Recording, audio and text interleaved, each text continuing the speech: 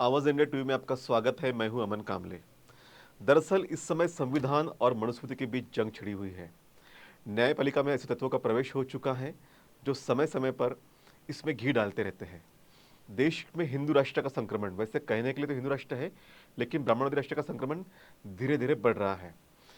अब एक घटना है गुजरात की, कि गुजरात जो है एक प्रयोगशाला है बीजेपी के लिए, आरएसएस के लिए।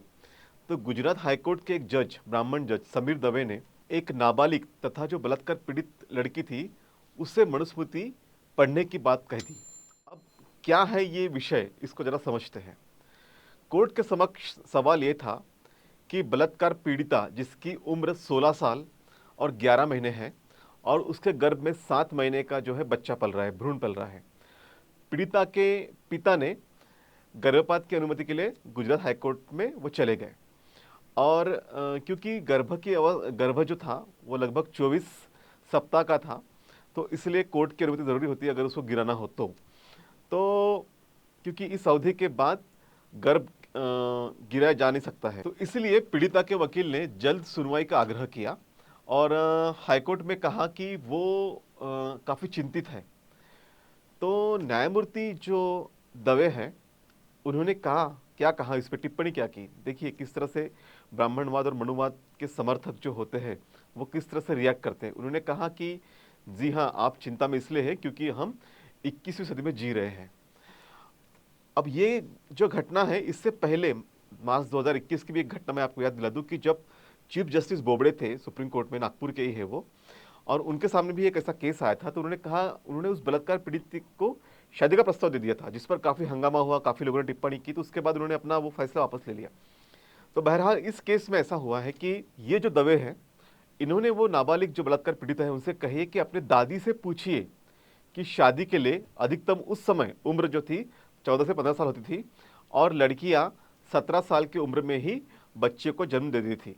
ये उन्होंने उस लड़की से कहा और उन्होंने ये भी कहा कि लड़कियां इस उम्र तक परिपक्व भी हो जाती थी। आपने भले ही नहीं पढ़ा होगा, लेकिन आप एक बार मनुस्मृति जरूर पढ़ लीजिए। तो इस तरह से ये टिप्पणी जो है हाईकोर्ट के जो जज है दवे, इन्होंने की। तो ये जो हाईकोर्ट ने जो टिप्पणी की, ये बहुत ही गैर जरूरी टिप्पणी थी, जिसका इस संबंध में इस केस से कोई वास्ता नहीं था। लेकिन फिर भी इस देश में, मैंने पहले कहा कि हिंदू राष्ट्र की तरफ, ब्राह्मण राष्ट्र की तरफ देश जा रहा है और इस तरह से पर्क्यूलेट होता है वो जितने भी कार्यपालिका है, न्यायपालिका है, जितने भी इनके इंस्टीट्यूशंस है, इसके माध्यम से कोशिश की जा रही है। तो अभी मनुस्मृति में क्या लिखा हुआ है, शायद देश की कई महिलाओं ने पढ़ा नहीं होगा।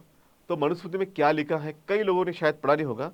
तो मनुस्मृति ने महिलाओं के बारे में क्या लिखा है, ये जरा जान लेते हैं। और जज साहब, आप भी जरा सुन लीजिए कि आपका जब जन्म हुआ था तब आप जायज थे या नहीं थे, कितनी उम्र में आपका जन्म हुआ था, ये भी जरा लोगों को बता दीजिए। तो मनुस्मृति में क्या लिखा है जरा समझाते हैं। मनुस्मृति ने एक अच्छी महिला के सिद्धांत को अपने पति के अधीन रहने को रूप में निर्धारित किया है, जबकि संविधान उसको एक समान मानता है। डॉक्टर अंबेडकर ने लिखा कि मनु जितना शूद्रों के प्रति कठोर है, उससे कई ज्यादा वो स्त्रियों के प्रति कठोर है। स्त्रियों के संदर्भ में, महिलाओं के संदर्भ में मनु पुरुषों को यह आदेश देता है कि परिवार के पुरुषों का यह कर्तव्य है कि वे अपने परिवार की स्त्रियों को दिन रात अपने अधीन रखें। यदि स्त्रियां विषय वासना की ओर झुकती है तो पुरुषों का कर्तव्य है कि उसे नियंत्रित करें।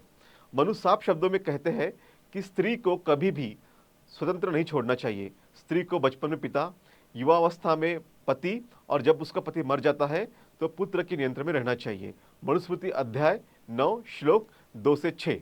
मनु का यह भी कहना है कि किसी लड़की, नवयुवती को या वृद्धा को भी अपने घर में स्वतंत्रता पूर्वक कोई काम नहीं करना चाहिए। मनु स्त्रियों को जो फ्रीडम है वो क्यों नहीं देना चाहिए, इस बारे में ये कहता है कि स्त्रियां दूसरे पुरुषों को आकृष्ट और संभोग करने के लिए हमेशा आतुर रहती है। देखिए मनु स्त्रियों के बारे में, महिलाओं के बारे में क्या लिखता है। मनु लिखता है कि न रूप का ध्यान रखती है न आयु का। कोई भी पुरुष हो, सुंदर या कुरूप, वह उसके साथ संभोग के लिए हमेशा आतुर रहती है। मनु का कहना है कि महिलाओं में 8 अवगुण हमेशा होते हैं। देखिए मनु क्या कहता है, मनुस्मृति क्या कहती है महिलाओं के बारे में, जरा सुन लीजिए। स्त्रियों में 8 अवगुण हमेशा होते हैं जिसके चलते उनके ऊपर विश्वास नहीं किया जा सकता है। वे अपने पति के प्रति भी वफादार नहीं होती। मनुस्मृति का आदेश है कि पति चाहे जैसा भी हो, पत्नी को उसे देवता की तरह पूजना चाहिए। मनु किसी भी स्थिति में पति को पति से अलग होने का अधिकार नहीं देता है। मनुस्मृति का आदेश है कि पति चाहे दुराचारी, व्यभिचारी और सभी गुणों से रहित क्यों न हो, तब भी साध्वी स्त्री को हमेशा पति की उसे देवता मानकर पूजा करनी चाहिए। मनुष्य शूद्रों की तरह स्त्रियों को भी शिक्षा और संपत्ति के अधिकार से वंचित रखता है। वो पुरुषों को कहता है कि आप स्त्री को पीटिए, वो पीटने का अधिकार देता है। पूरी मनुस्मृति शूद्रों और स्त्रियों के प्रति घृणा से और नफरत से भरी हुई है। दुर्भाग्य यह है कि आज भी सवर्ण पुरुष उन्हें महान ऋषि और महान संविधान निर्माता मानते हैं। आरएसएस के विचारक उन्हें आदर्श संविधान निर्माता और दार्शनिक कहते हैं। कहना अतिशयोक्ति नहीं है कि जिन स्त्रियों को मनु ने अपनी मनुस्मृति के माध्यम से कलंकित किया है, उन्हीं में से शायद कुछ स्त्रियों ने उसके चेहरे पर कालिक पोतने की कोशिश की थी, जयपुर में जो मनु का स्टैच्यू है वहां पर। अब मनुस्मृति में महिलाओं के बारे में और कुछ निर्देश है, वो भी मैं आपको बताता हूँ। पुत्री, पत्नी, माता या कन्या, युवा, वृद्धा किसी भी स्वरूप में नारी स्वतंत्र नहीं होनी चाहिए। मनुस्मृति अध्याय 9 श्लोक 2 से 6। पति पत्नी को छोड़ सकता है, गिरवी रख सकता है, बेच सकता है, पर स्त्री को इस प्रकार के कोई अधिकार नहीं है। मनुस्मृति अध्याय 9 श्लोक 45। स्त्री को संपत्ति रखने का अधिकार नहीं है। स्त्री के संपत्ति का मालिक उसका पुत्र या पिता होगा।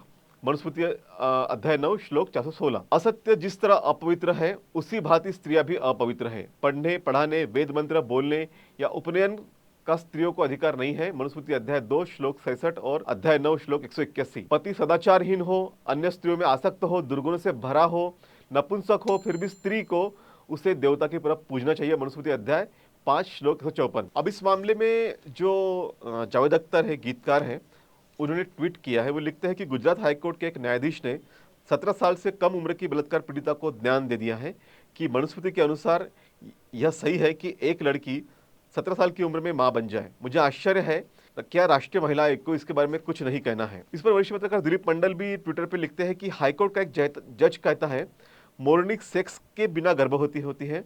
दूसरा जज कहता है कि मनुस्मृति पढ़ो। तीसरा कहता है लड़की मंगली है कि नहीं पता लगाओ। केरल हाईकोर्ट वाला चिदम्बरेश कहता है कि ब्राह्मण 2 बार पैदा होता है, इसलिए बाकी लोगों से श्रेष्ठ है। एक जज ने कहा कि गाय ऑक्सीजन देती है। ये कॉलेजियम वाले हमें पागल बना देंगे। मैं बता रहा हूँ, बस अब कोई जज ये कह दे कि मुंह में पसीना गिरने से बच्चा पैदा होता है तो इस चक्र का संपन्न हुआ मान लिया जाएगा। बस यही बाकी है।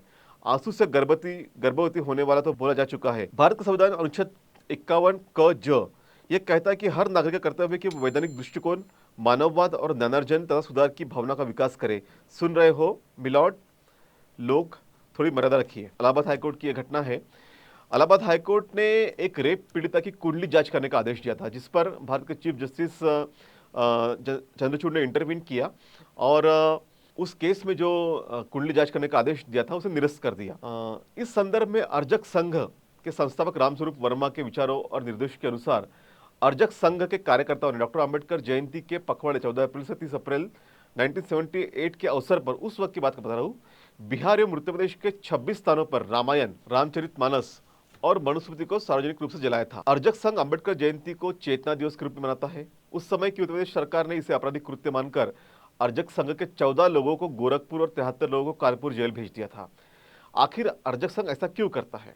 अर्जक संघ के संस्थापक रामस्वरूप वर्मा और अर्जक संघ के अनुयायी ये मानते हैं जिस तरह मनुस्मृति ब्राह्मणवाद, वर्ण जाति व्यवस्था की स्थापना के लिए लिखी गई थी, उसी उद्देश्य से रामायण और रामचरितमानस की भी रचना की गई थी। तो इस तरह से हमने देखा कि मनुस्मृति ने महिलाओं के बारे में कितने कठोर और नीचतम शब्द लिखे हैं। और हाईकोर्ट का ये जज दवे ये कहता है कि मनुस्मृति पढ़ो।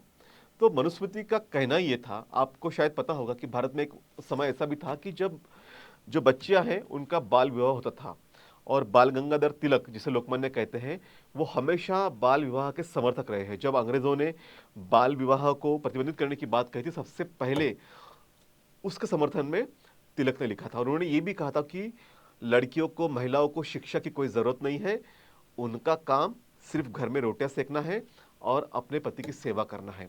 तो महिलाओं के बारे में इतने घिनौने विचार हमेशा से मनुस्मृति के रहे हैं, आरएसएस के रहे हैं, इनके जितने भी विचारधारा के लोग हैं इनके रहे हैं।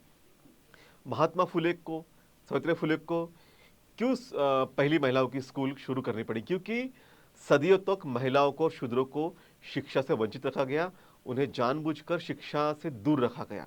तो इतनी घिनौनी बातें मनुस्मृति ने लिखी है और उस मनुस्मृति को पढ़ने की बात अगर ये जज करते हैं तो भारत के तमाम जो पॉलिटिकल पार्टियाज़ हैं, जो देश की संविधान में विश्वास रखती है, इन्होंने इनके खिलाफ में महाअभियोग लाना चाहिए। क्योंकि जिस तरह से हिंदी भाषा का संक्रमण देश में हो रहा है, ये बिल्कुल घातक है। जिस तरह से स्कूली जिस तरह से जो हमारा पाठ्यक्रम है उसे बदला जा रहा है, डार्विन थ्योरी ऑफ इवोल्यूशन बदला जा रहा है। कई अच्छे बाबा साहब अम्बेडकर की जो बातें थे उसको भी हटाने की बातें हो रही है। तो जिस तरह से बीजेपी और आरएसएस के लोग इस देश को फिर से मध्ययुगीन भारत में ले जाना चाहते हैं, वो चाहते हैं कि बहुजन समाज के लोग गुलाम रहे, अशिक्षित रहे, वंचित रखे। इसलिए इंजीनियरिंग का कोर्स हिंदी में किया जा रहा है, एमबीएस को भी हिंदी में पढ़ाया जा रहा है, ताकि हमारे बच्चे विदेश न जा सके, उन्हें इंग्लिश से डर लगे और वो बच्चे पढ़ न पाए। तो इन्हें सस्ते लेबर चाहिए, इसलिए सारी ये बातें हो रही है। तो तमाम बहुजन समाज के लोगों से और जो देश और तमाम ऐसे लोग भी जो देश के संविधान में विश्वास रखते हैं, मानवता में विश्वास रखते हैं, समानता में विश्वास रखते हैं, उन्होंने पुरजोर तरीके से इन बातों का विरोध करना चाहिए।